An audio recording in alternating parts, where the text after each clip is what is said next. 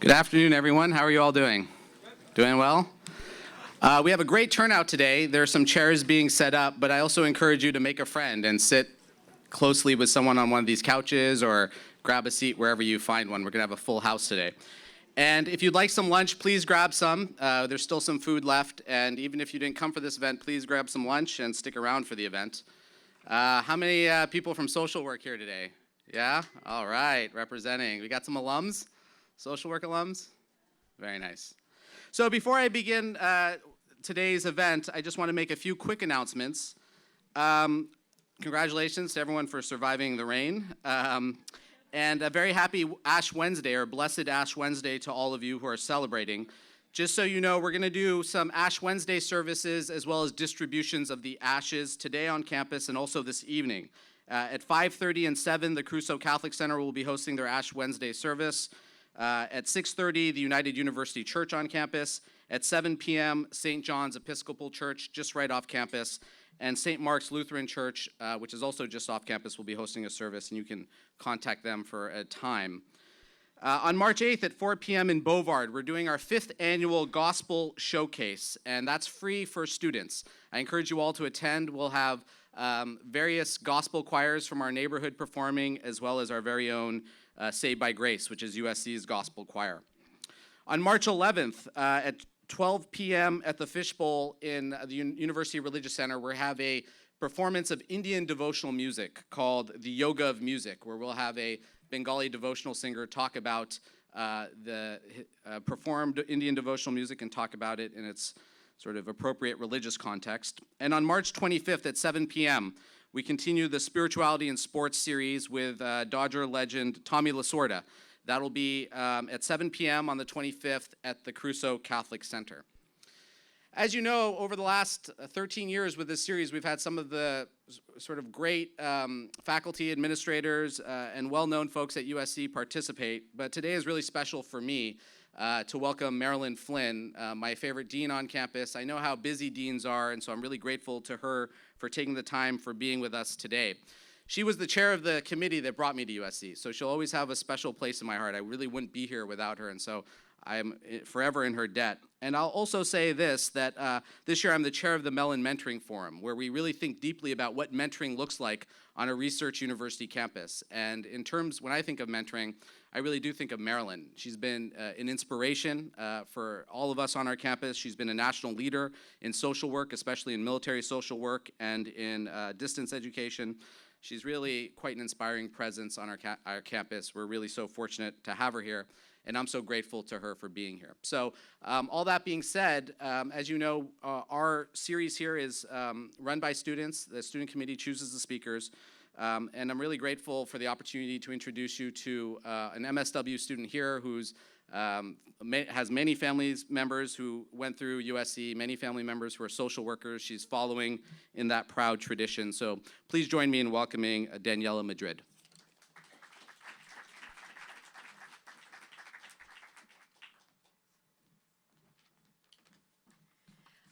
Thank you for that introduction.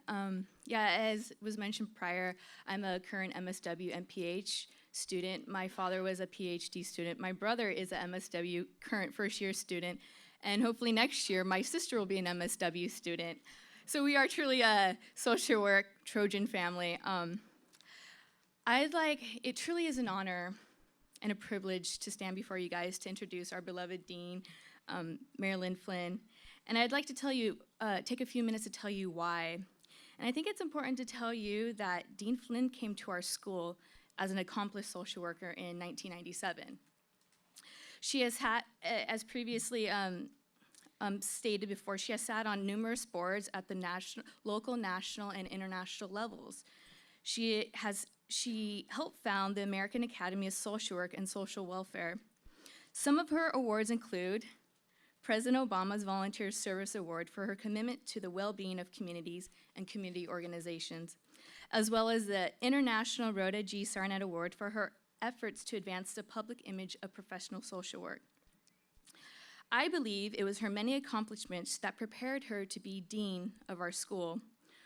With her, we went from a faculty of 23 to 100 full-time faculty members. She has helped to develop and bring advanced, progressive, innovative social work education not only to Southern California, but also USC School of Social Work is brought to students' homes throughout the entire country, crossing state lines through our virtual academic center.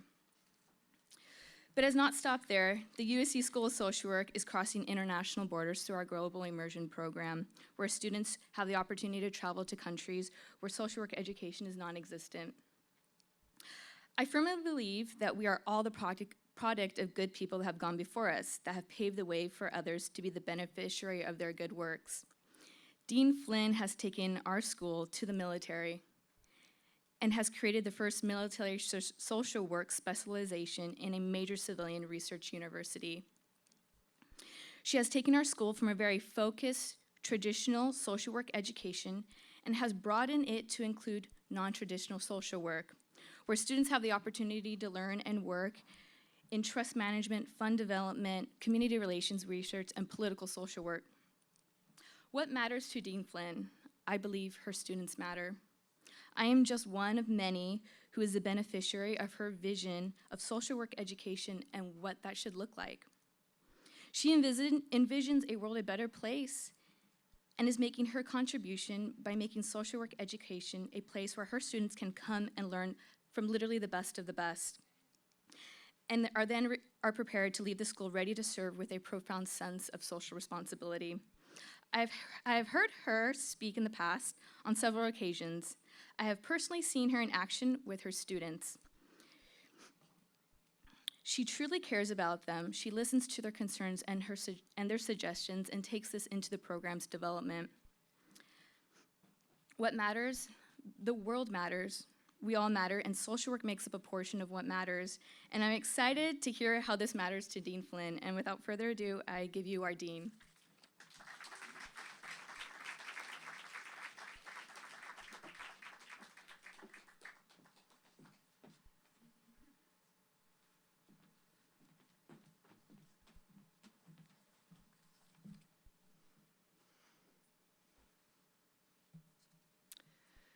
Well, thank you, Dean Soni, and thank all of you who have come today.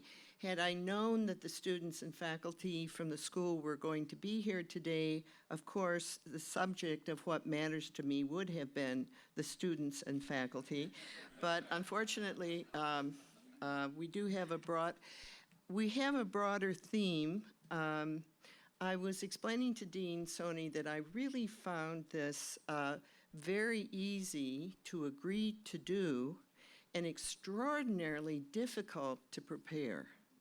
I think all of us, if we're ever challenged to think perhaps of the one or two most fundamental things in our life, begin making up a list.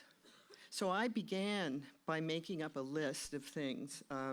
The environment, animal rights, racism, the future of children, quality of education, Pilates, my family.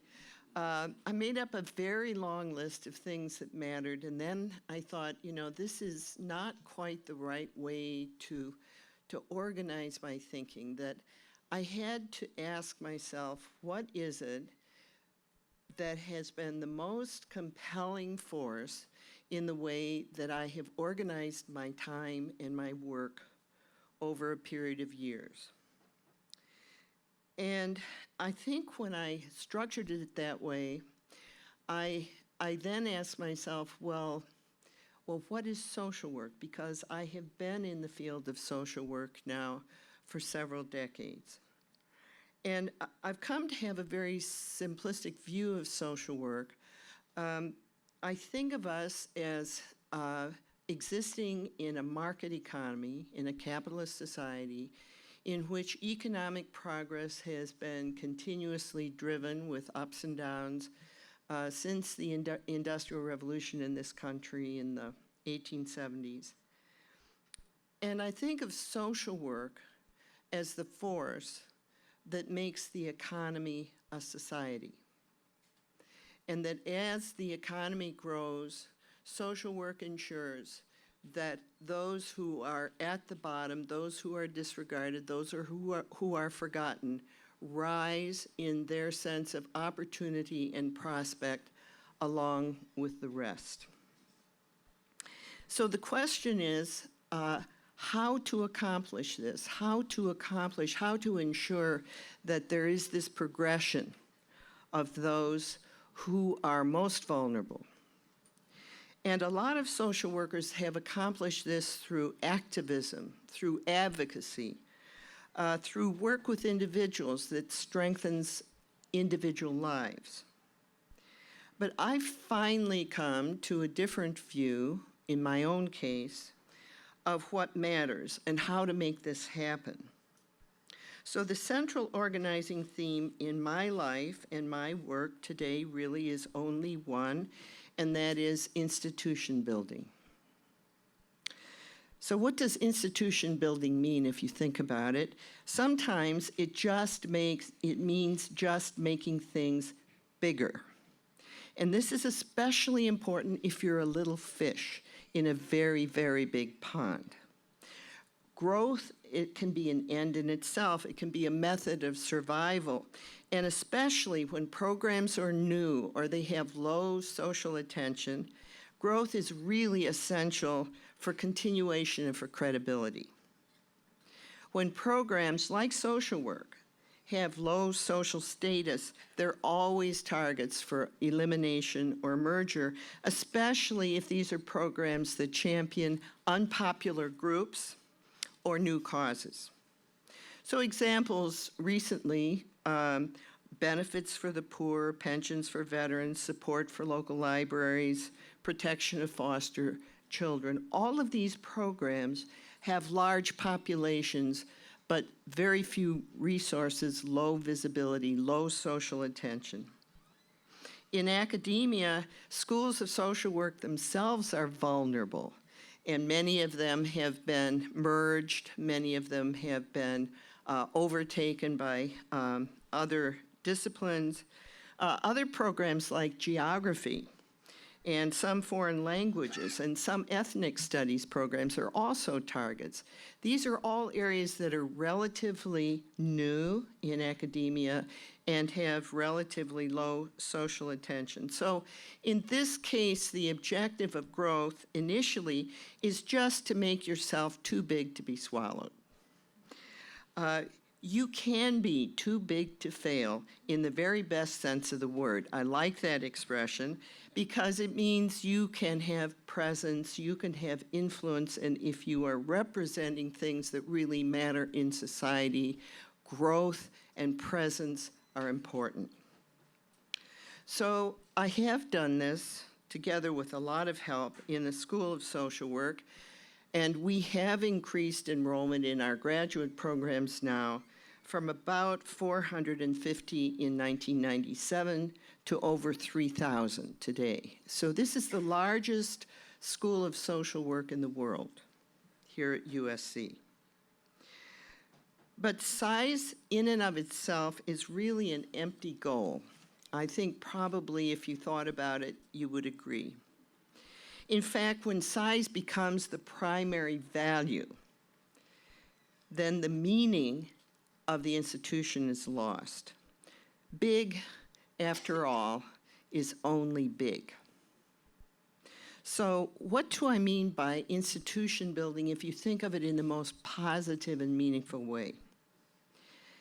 I'm interested in the creation of new groups and organizations that advance the power of ideas. So for example, in helping to found the American Academy of Social Work, the vision I've always imagined for this new group would be that it would bring powerful and important ideas to the Congress of the United States in the same neutral way that the Institute of Medicine does on questions of social health. That there would be a special voice, and it would be a diverse voice, an objective voice on social matters that would be honored. I'm interested in the creation of groups that strengthen the effectiveness of public leaders and governmental bodies. And this sounds very vague, but I'll give you a special case of something that I feel very much occupied with, and that is how, under the new Affordable Care Act, are we actually going to get local medical homes and integrated services for people who need them? It seems like a very important objective in society. Nobody knows how to bring people together in these new ways. This is institution building in the best sense. I'm interested in the creation of new groups that bring novel, disregarded, or even forbidden possibilities to prominence. And in this sense, I think I'm always annoying many of my colleagues by proposing that we should spend more time working with the for-profit sector, that it's very important for social workers to understand not just how to do business, but to be part of business and to help businesses serve ethical, social purposes. We can certainly do this. I'm interested in opening new possibilities for learning and problem solving and human accomplishment. And one of those new possibilities to me is virtual reality. That's the second world in which most people live, or many people live, or some of us live for some part of most days. So how do we harness that capacity for networking and being together to serve the kinds of goals, the noble goals of our profession?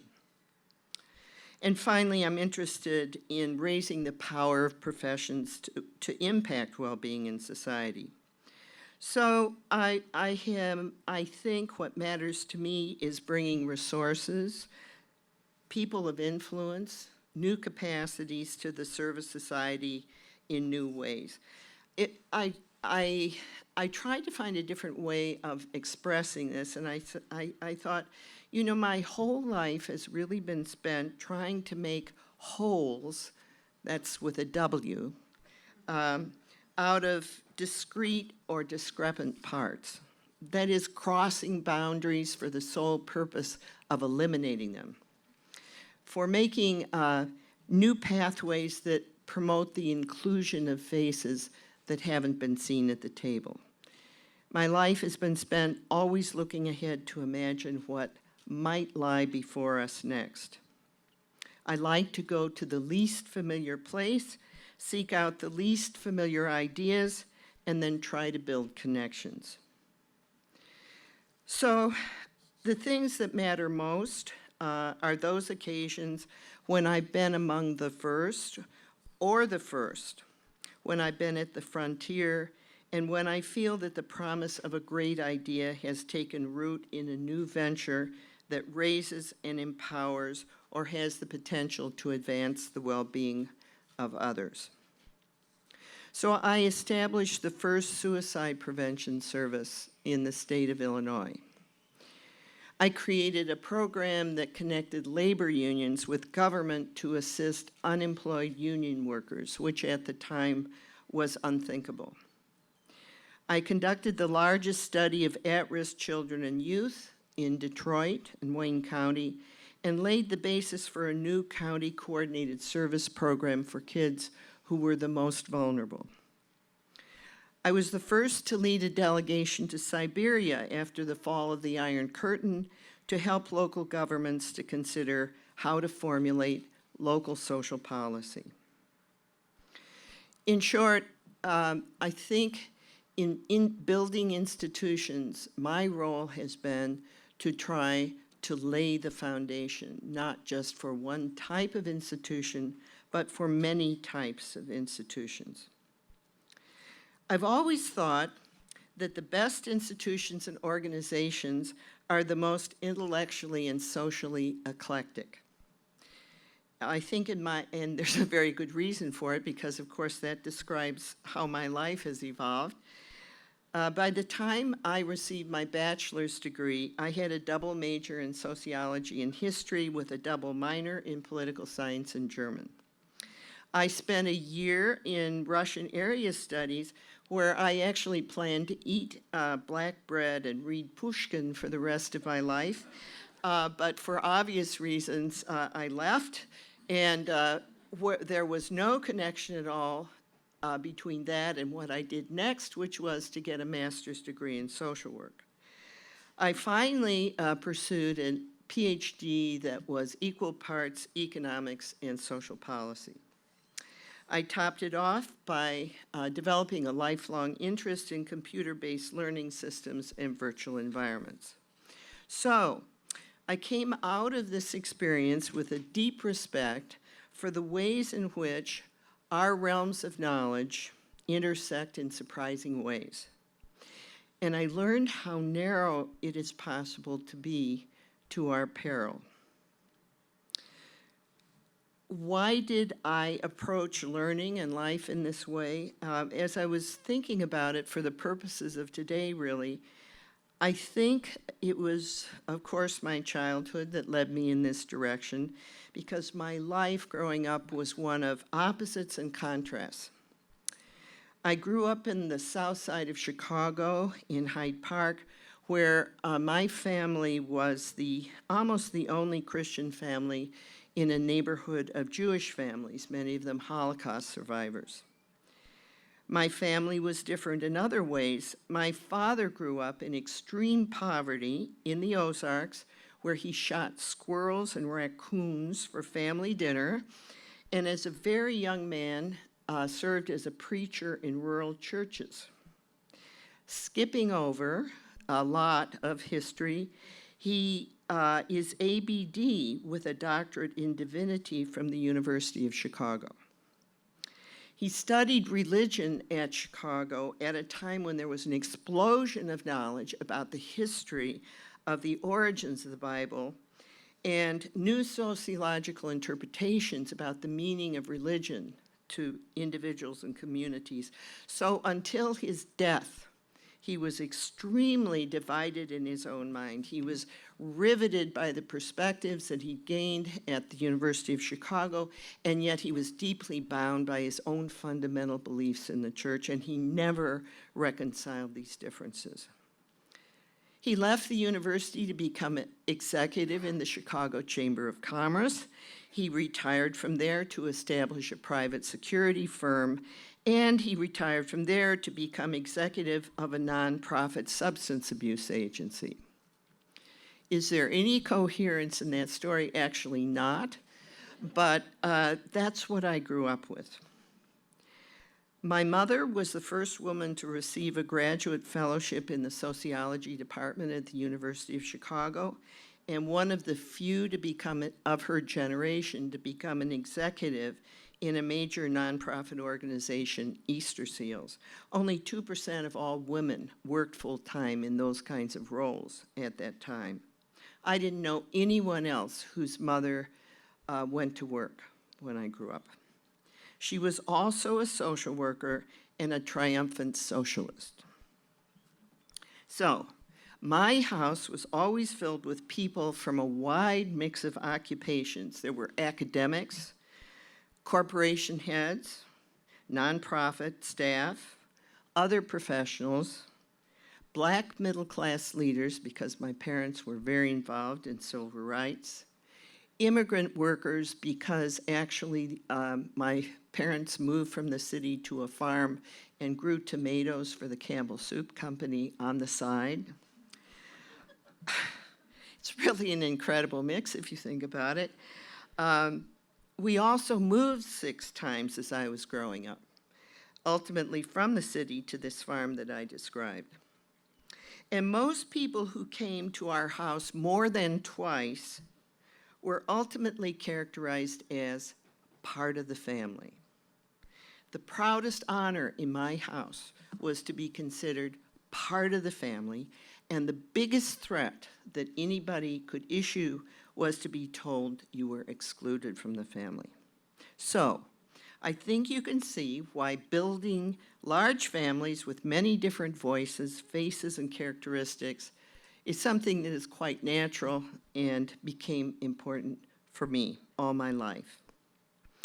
Perhaps you can see why I believe so strongly in the power of constantly evolving groups as a place to thrive. So the reason I persisted is not just because I had these experiences, which prepared me for a kind of a diversity in my own predispositions. But now I really feel as if I have come into my own because of the nature of 21st century society, and I just want to leave with that. The complexity of society today is greater than at any time in our history. This is reflected in the megacity in which we live here in Los Angeles, which is the 12th or 11th largest megacity in the world. The disparities of income and power between economic groups are larger, as you all know, than at any time except in the 1920s. The global character of many problems makes them seem beyond our reach. The racial and ethnic composition of our population is changing in dramatic new ways, and this is all topped off by the continuing explosion of discoveries that range from micro to cosmic environments. I think all of this has had a tendency to drive people into protective self-cover just because problems are harder to understand and they're harder to resolve. So it matters to me enormously that rather than running from complexity, that we seize it, that we own it, that rather than shrinking from difference, we embrace it, that we not characterize other groups as the enemy. So what matters to me is working toward the integration of services, of people in their community life, of disciplines and bodies of knowledge. I see this as one of the most robust ways of promoting social justice and social harmony, and it's my definition of institution building. So I am busy at institution building of this special kind. So thank you.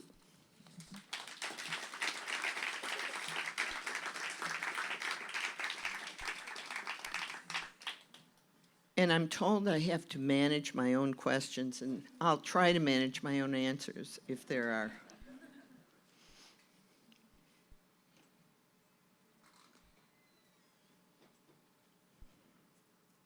Yes. I'd like to ask, what kind of cross-departmental, cross-organizational partnerships have you formed here at USC? Well, it's a little easier to say which ones we don't have. I'm very proud to say that the school has just hired its first engineer, and I think we have the first engineer of any school of social work in the country. We work very closely with the medical school, with Price School for Public Policy. We work with some of the departments in the college, not all. We have joint degrees with 7 other professions on this campus, including law and business. So we have and gerontology, Jewish communal services.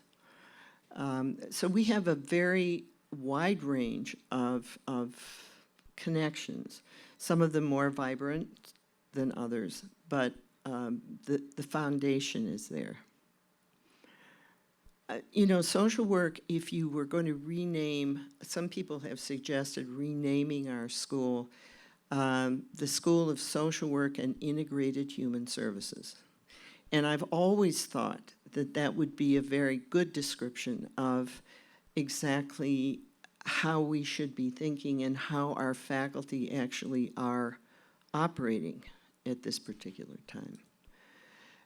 But it's the question is not how you can create these initial relationships, but how you can make them real. And I think that's always our change, you know, our difficulty in academia, because There's a strong, I could hardly find this place this morning.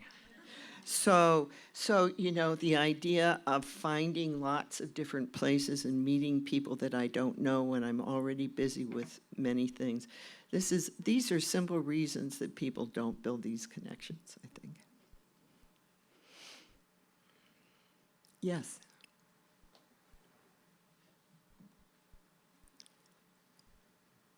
Hi, my name's Anish. I'm an undergraduate here at USC, and I'm currently starting a nonprofit with my friend and colleague.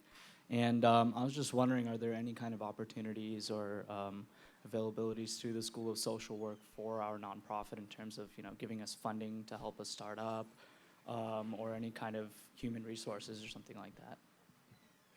Well, I love that question because it's kind of a novel idea in a way. And in another way, it's not at all. So, you know, in theory, schools of social work are supposed to be degree programs, so we're not supposed to fund other people, and we're not supposed to be charitable, and we're supposed to be invested in research and teaching and conventional things. But it's so interesting that you raised that question because nonprofits have been under siege for many years, really since, significantly since the Reagan administration. So the amount of resources available for supporting and development and growth in the nonprofit sector has been very constrained.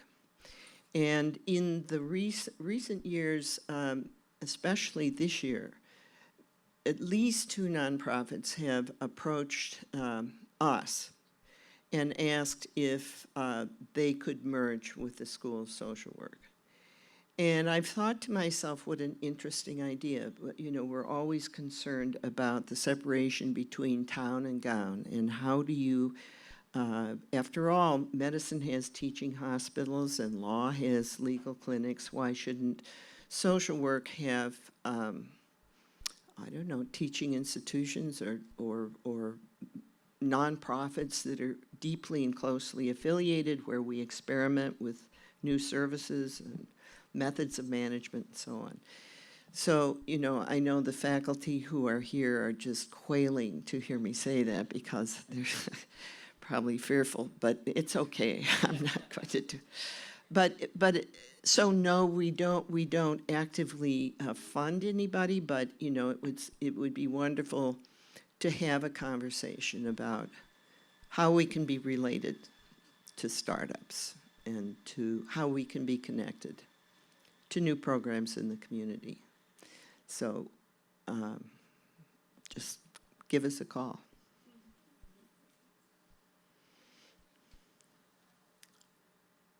Yes. Hi there, I'm Laurel Fisher from Keck School of Medicine, and I was really intrigued by your idea of institution building to carry forth ideas in the public domain. I wonder if you could unpack that a little bit more about ideas and how they actually influence society through these institutions. Yeah. So if, you know, one person with whom I used to work at the University of Michigan said something that I never forgot. He commented that the greatest resource that universities have is ideas. That along with endowments and all the other things that we feel are important, the unique and singular thing we have to offer are ideas, good ideas, great ideas. And there's such an impoverishment if you look out at, whether you're a liberal or conservative, if you look out at the horizon and you say, what good ideas do we have about the elimination of poverty? What great ideas, inspiring ideas do we have about reducing racism in society? What is there anybody here who has a new and novel idea about how to reduce income disparities? and still promote growth and other important objectives in society. In fact, there are very few great new ideas.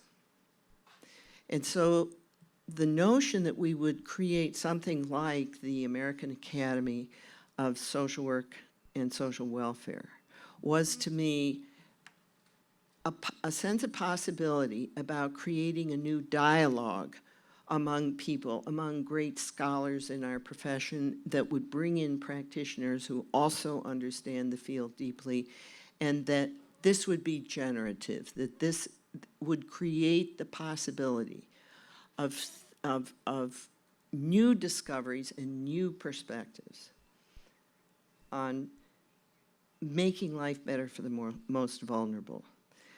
We have created in our school a round table that we've held for the last 3 years. We've held it in Puget Sound at a place called Islandwood, which is beautiful, beautiful woods. We've done it in the summer. We brought 30 great thinkers from across the country to talk about the idea of whether there is a science of social work and what that should look like, and to debate with each other. And we did a similar thing on doctoral programs.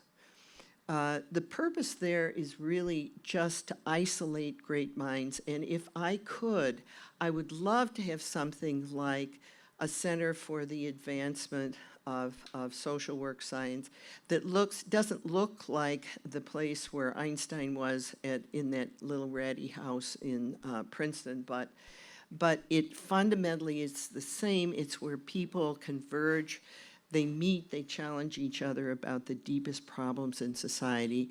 And it's not by discipline, it's by the importance and the significance of the problem to society. It seems to me those kinds of institutions, we have too few of them, especially in my field, and we need more of them. I think I'm not sure what the boundaries on our time are. 5 minutes if we have any more questions, otherwise we're done.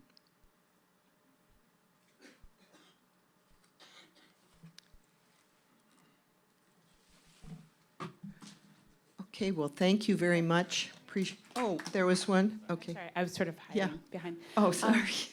I had a question about when you talk about tackling complexities.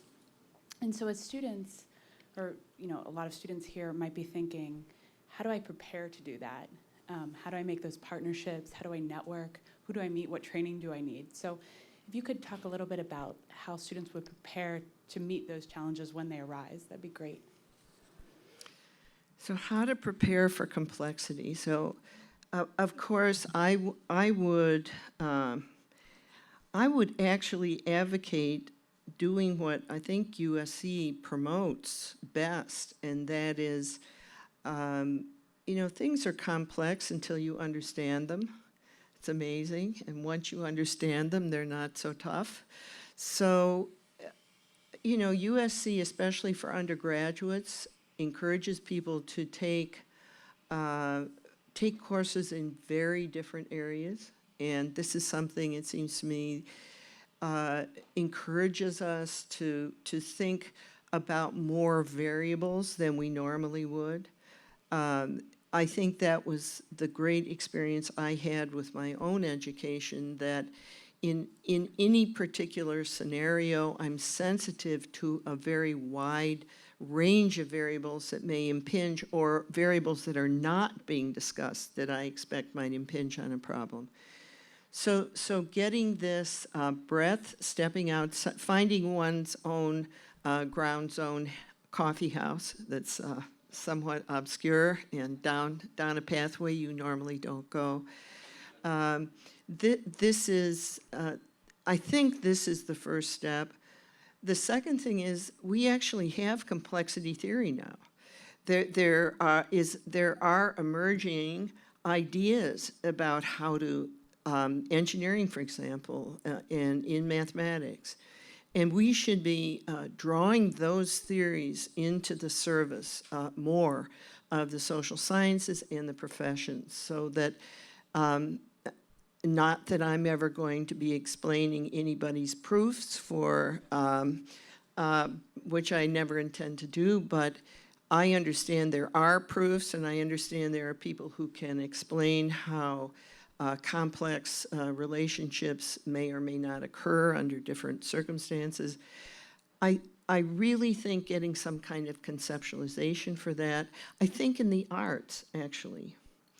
The arts promote understanding of complexity in a very different way, and the kinds of experimentation that's going on in those fields. So I think the excitement about this is the possibility for intellectual expansion that nobody ever thought. I think certainly when I went to university, you were supposed to specialize, stay in your specialization, and by the time you got your PhD, you possessed all knowledge in the field for 30 millimicroseconds, and then after that, you were in a period of decline, and nobody cared because you had tenure. So I think we're way, way, way past that, and I think we have new tools for analysis and for learning that are just emerging and have to be sought out. Thank you. Okay, thank you very much.